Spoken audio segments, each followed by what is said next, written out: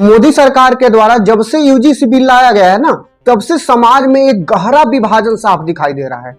स्वर्ण जाति के जो लोग हैं इस मुद्दे पे तो एकजुट नजर आ रहे हैं, जबकि दूसरी तरफ बैकवर्ड और एसी एसटी क्लास के जो लोग हैं उनका एक बड़ा हिस्सा इस बहस से खुद को अलग महसूस कर रहा है। आम लोगों के बीच में एक और धारणा बन गई है। यह बिल खास तौर पर 2027 के उत्तर प्रदेश विधानसभा चुनाव को ध्यान में रखकर लाया गया है। कई लोग तो ये मानते हैं कि यह सिर्फ प्रशासनिक और शैक्षणिक सुधार नहीं, बल्कि एक सोची समझी राजनीतिक चाल थी। इसके जरिए समाज के अलग अलग वर्गों को प्रभावित किया जा सके। यही नहीं, इसके साथ साथ एक और दूसरी चर्चा भी जोर पकड़ रही है कि मोदी सरकार जो है वो इस मामले के जरिए योगी आदित्यनाथ का राजनीतिक शक्ति को सीमित करना चाहती है। अब ऐसा कहा जा रहा है कि समाज में विभाजन पैदा करके उपचुनाव को प्रभावित करके योगी सरकार की जमीनी स्तर पर जो पकड़ है ना, उसको कमजोर करने की कोशिश किया जा रहा है। लेकिन हकीकत यह है कि अगर उत्तर प्रदेश में योगी सरकार की पावर कमजोर होती है तो उसका असर धीरे धीरे केंद्र में मोदी की ताकत पर भी पड़ेगा। उत्तर प्रदेश जैसा बड़ा राज्य अगर हाथ से फिसलता है तो राष्ट्रीय राजनीतिक भी उसका सीधा असर दिखाई दे देगा। उत्तर प्रदेश में जिस तरह की माफियागिरी, अवैध धंधे और काले कारनामे खुलेआम चलते थे, उन पर योगी सरकार ने काफी हद तक लगाम लगाई है। कानून व्यवस्था को लेकर योगी सरकार की छवि सख्त रही है और इसी वजह से एक बड़ा वर्ग आज योगी को मजबूत प्रशासक के रूप में देखता है। इसके बावजूद भी अगर केंद्र की तरफ से कोई कदम ऐसे उठाए जाते हैं जिससे समाज में असंतोष बढ़े, तो स्वाभाविक है कि जनता के बीच में बीजेपी के लेकर दूरी बन जाएगी और यही दूरी धीरे धीरे दिखाई भी देने लगेगी। लोगों के बीच यह चर्चा भी हो रही है कि अमित शाह नहीं चाहते हैं कि योगी बहुत ज्यादा शक्तिशाली बने। आगे आने वाले समय में प्रधानमंत्री पद के लिए संभावित उत्तराधिकारी के रूप में योगी को देखा जा रहा है और यही बात पार्टी के अंदर संतुलन बिगाड़ सकती है। इसी वजह से यह आशंका जताई जा रही है कि योगी का राजनीतिक ताकत को सीमित कर दिया जाए।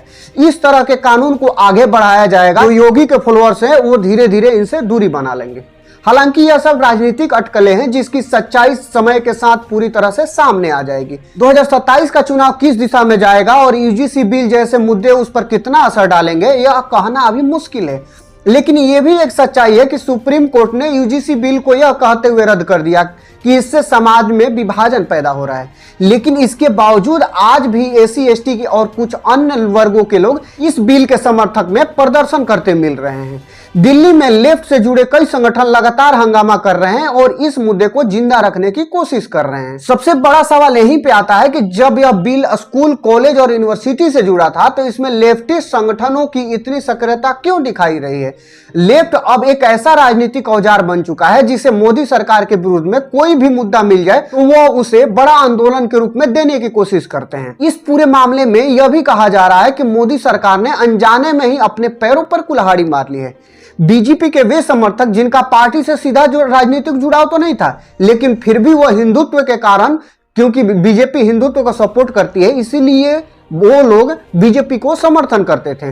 अब वो खुद को असहज महसूस कर रहे हैं। यूजीसी बिल आने के बाद स्वर्ण समाज का एक बड़ा हिस्सा बीजेपी से दूरी बनाता दिख रहा है और मोदी के प्रति नाराजगी जैसी भावना पनप रही है। सरकार को यह समझना चाहिए कि जब भी इस तरह के संवेदनशील कानून लाए जाते हैं तो सबसे पहले अपने मूल समर्थकों की भावना को ध्यान में रखना चाहिए और बीजेपी का जो मूल समर्थक है वो है हिंदुत्ववादी।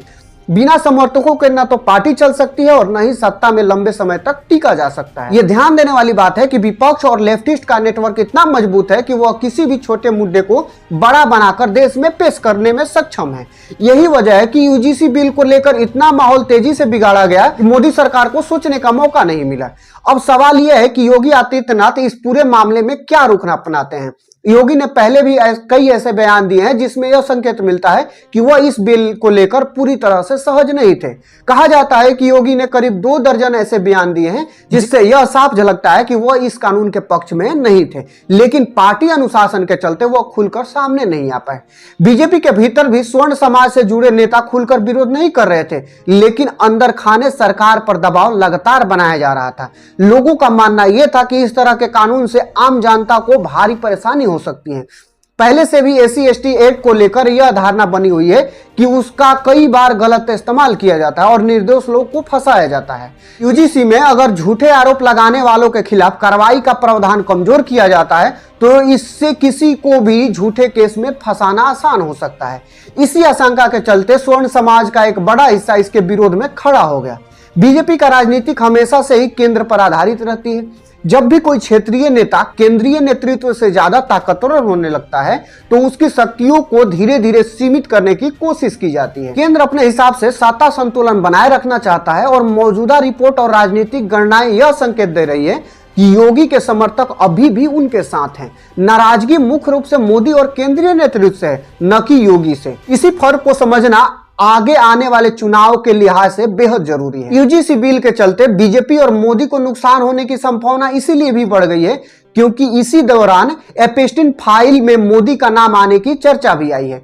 विपक्ष को एक और मुद्दा दे दिया गया है। अमेरिका और भारत के बीच हुई डील को लेकर विपक्ष यह नैरेटिव गढ़ने में जुट गया कि मोदी ने दबाव में आकर समझौता किया है। भले ही इस दावे की सच्चाई हो या न हो, लेकिन राजनीति में माहौल बनाना ही सबसे बड़ा हथियार होता है। सबसे पहले ऐसी परिस्थितियों में मोदी समर्थक सोशल मीडिया पर लिखकर और वीडियो बनाकर विपक्ष के आरोपों को कमजोर कर देते थे, लेकिन जब से यूजीसी बिल आया है उसके बाद से वही समर्थक अब पहले जैसे सक्रिय नहीं दिख रहे हैं। यही वजह है कि विपक्ष धीरे धीरे मजबूत होता नजर आ रहा है। इससे पहले भी माघ मेला में अभिमुक्तेश्वरानंद, जो खुद को शंकराचार्य बताते हैं, वो विवादों के बाद लोगों में हल्की फुल्की नाराजगी देखने को मिली थी क्योंकि उनके साथ दुर्व्यवहार किया गया था। ये सारी घटनाएं मिलकर यह दिखाती है कि किस तरह की राजनीति आज देश में चल रही है, जिसका सीधा असर सरकार की छवि और उसके कानूनों पर पड़ सकता है।